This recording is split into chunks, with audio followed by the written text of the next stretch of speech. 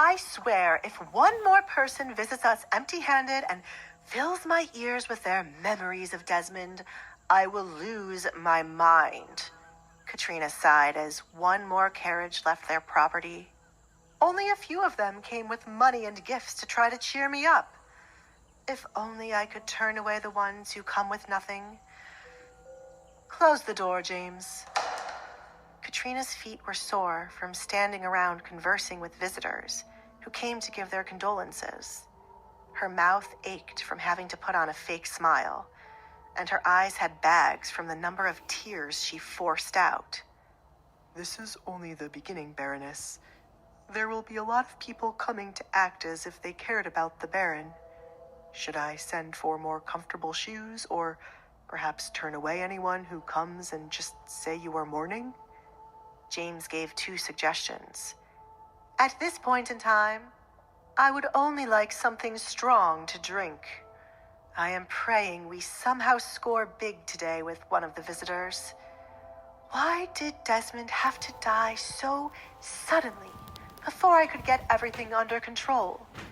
A week more would have been better for me. Katrina sighed. The plan was to slowly poison Desmond, but Edgar went ahead and ruined everything for her. Now, Katrina had to change her plans entirely. At least everything here belongs to me and Kate now.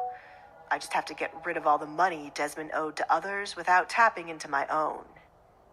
This intrigued James. Her own money? James wondered. As far as James or anyone else knew, Katrina came to Desmond with no money or background. The Baroness had no businesses, as she just wanted to be at home while Desmond worked and found ways to bring in money. The only way she could have money is if she hid it somewhere before seducing the Baron, or if she was secretly taking money from the Baron and hiding it somewhere else.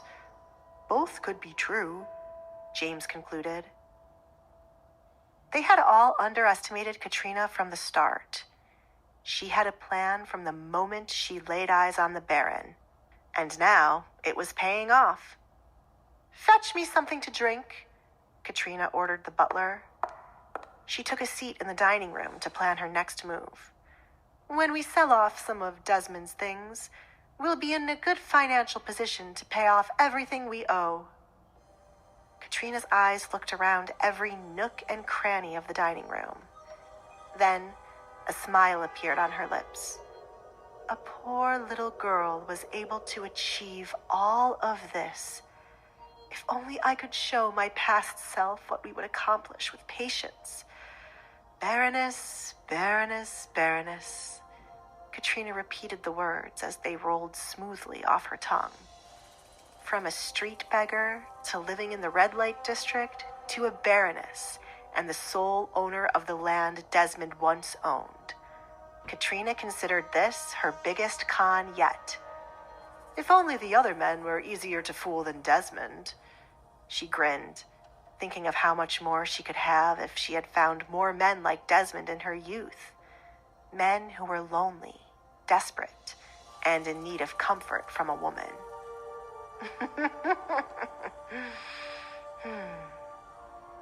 If Kate would sit and listen to her mother, Katrina could make Kate become the next queen, not just a duchess. Katrina's moment of feeling proud of herself was interrupted by a knock at the front door.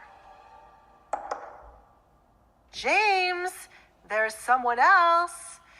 Please get the door. Anyone? Ugh, for heaven's sake. Katrina pushed her chair back, creating a screeching noise as the chair slid across the floor. First thing I'll do is hire an entirely new set of servants. Why is there no one to answer the door?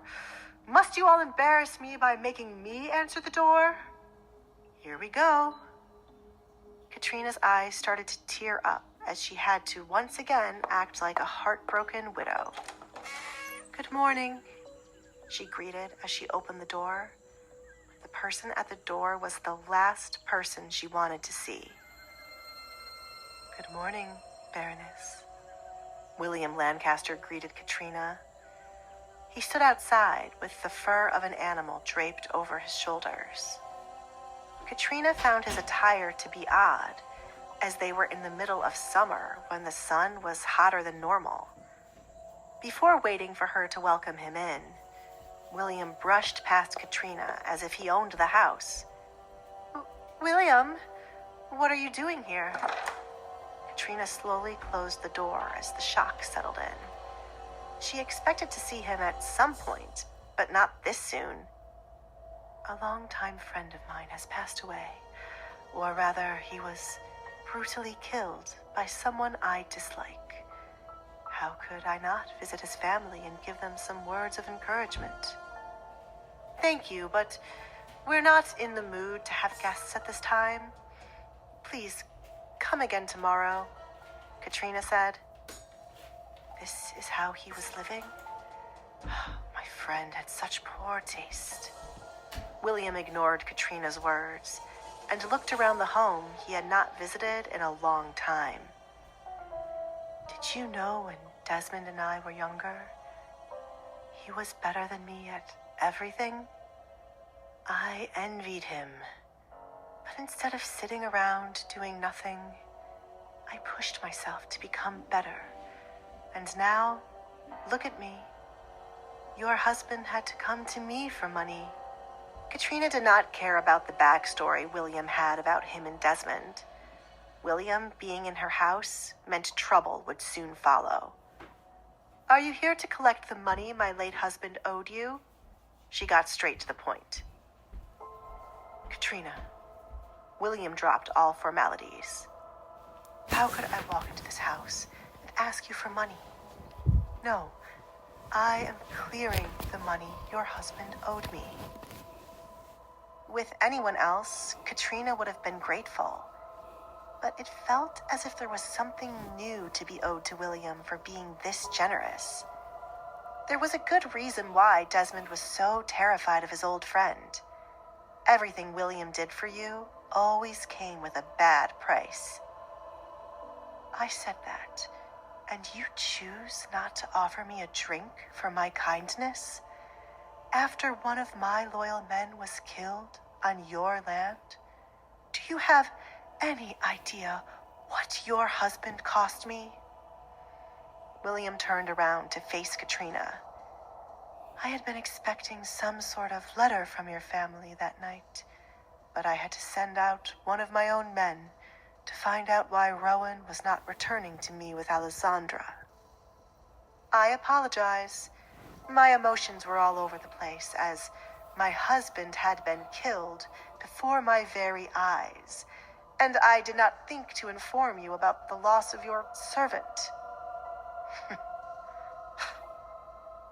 "Women," William scoffed. "You can never do anything right, not even in bed. I lost not only a good servant, but I lost what I had been telling Desmond to bring me for months. Worst of all, I lost both of them to that brat, Edgar Collins. Do you have any idea how embarrassing that is for me?" His voice thundered through the house as he yelled.